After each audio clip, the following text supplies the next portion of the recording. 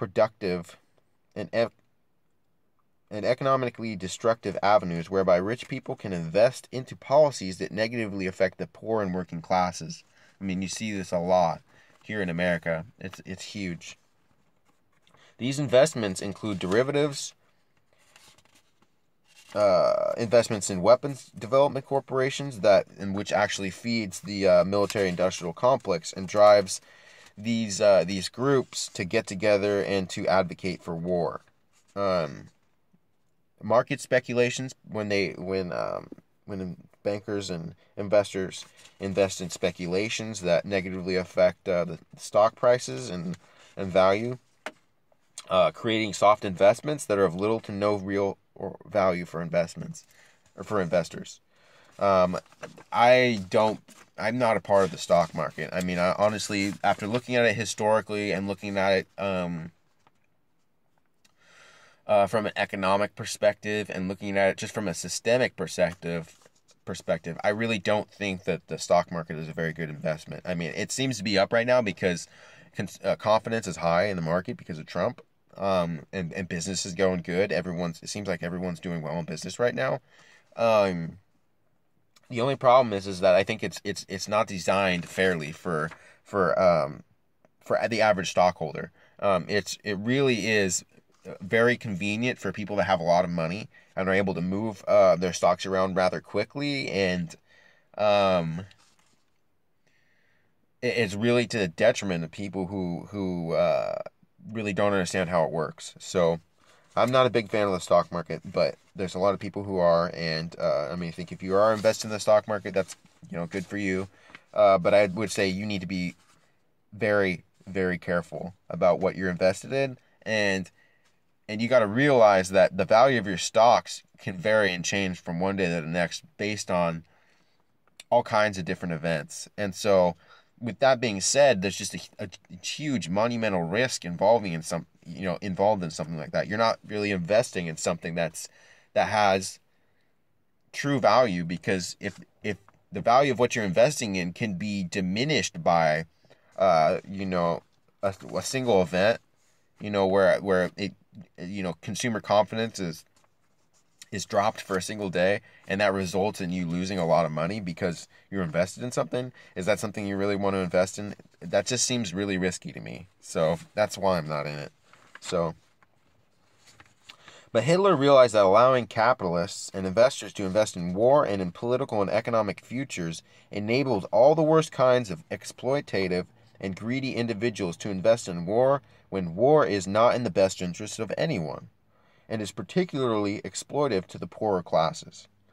This kind of investing was rightly deemed counterproductive and was banned specifically to prevent an unwieldy military-industrial complex, which we have in America, that used the uneducated as cannon fodder to justify unnecessary weapons spending. So you see this a lot in America. You have all these different institutes out there saying, we need to go to war with so-and-so, we need to do this with so-and-so, this guy's a bad guy, we need to take him out. Well, no, we don't. You don't have to take him out. American military should be designed and focused on protecting the United States. If we're out fighting other countries, how are we going to protect ourselves? Right? Let's think about it. Let's be smart about this. I mean, we got all these people out there and all these different institutes talking about how all these different countries are bad, and you have a right to do that. You have a right to be concerned about other countries doing other things. But don't ask me to fucking send my fellow Americans over to some godforsaken dirt patch in the middle of nowhere fighting for a cause that doesn't even benefit us. Don't ask me to do that. National Socialism is about taking care of your own people. And it pisses me off when you get all these fucking intellectuals at these fucking institutions talking about how we need to intervene in all these different countries.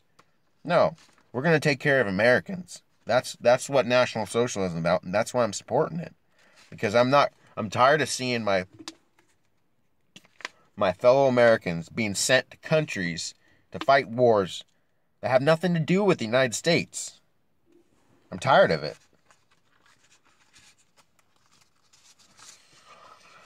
That was a little rant.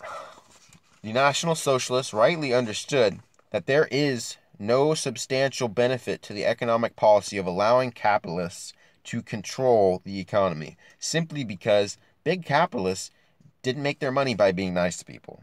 I mean, let's just face it. Big capitalists did not make their money by being nice to people. Okay? They made their money by taking advantage of people. And you can look at all kinds of different, you can look at all kinds of different books about it, I'm not going to go into it here or there, but, I mean, if you even look up the biography of Steve Jobs, you look at how he took advantage of people at Apple. You look at all these different companies. The only way to make big bucks fast is by taking advantage of people, and that's not the way that our economy should be run or designed to enable people to take advantage of other people. We should all be working together for our mutually beneficial interests. That's what we should be doing. And to allow a big capitalist to be able to take advantage of poor people and use them as basically slave labor to make the rich wealthier, I'm not for that. I think that's wrong, and that's why I don't agree with some of the things that are taking place in our current system. So that's what that is. They made their money by taking advantage of people. That's how big bankers accumulate large amounts of wealth, by stealing it from people who couldn't defend them from themselves or who didn't know they were being robbed.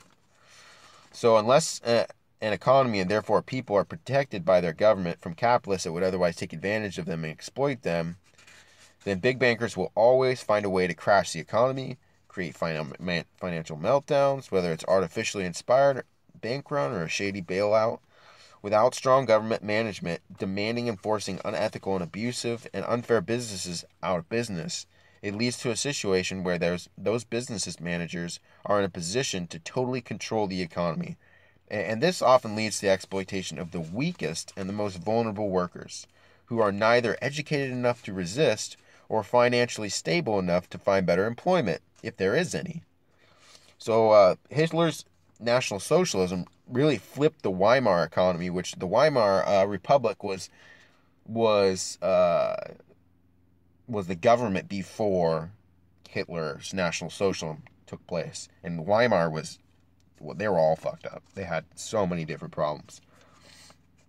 But Hitler's National Socialism flipped the Weimar economy on its head and institutionalized the value and the importance of the German laborer to the nation, because Hitler knew that only through labor could wealth be created. I mean, a lot of people don't understand this, but it's actually pretty simple. People are out there working with their hands with actual physical products. They're the ones that are creating labor. You're creating wealth, true wealth. I mean, if you really think about it.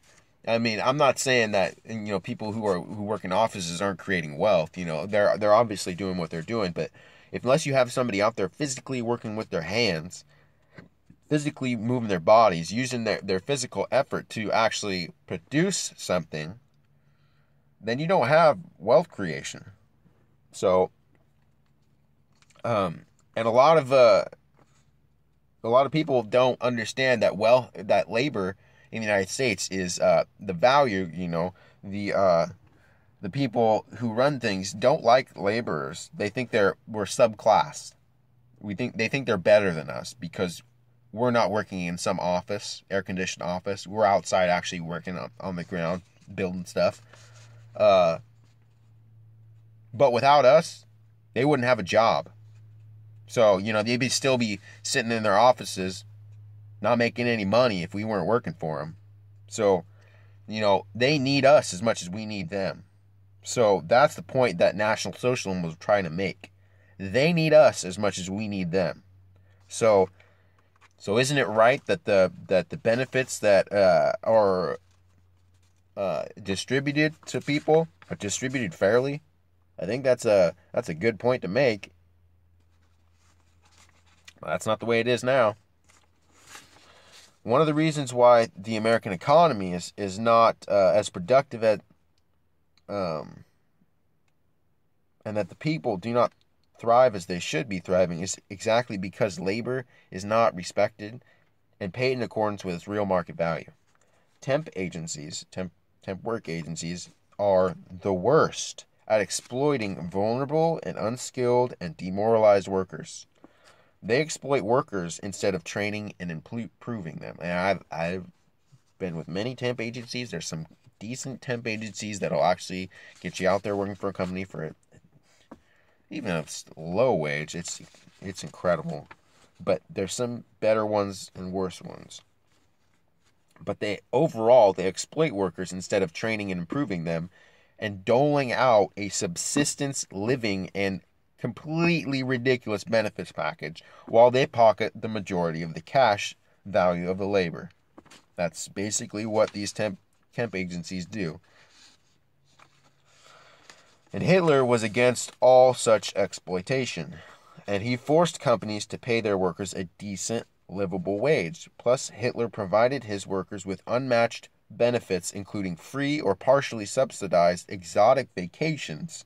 I mean, you want to talk about vacations, look at some of the cruisers that the Germans built specifically for their workers, for their vacations. You should check that out. And these exotic vacations in the Mediterranean, and the social benefits, including subsidized housing and subsidized loans. And then Hitler even helped to work on and practically helped invent the Volkswagen as a cheap first car that would be affordable for every German family. So in effect, Hitler's National Socialism regulated the German economy so that the wealth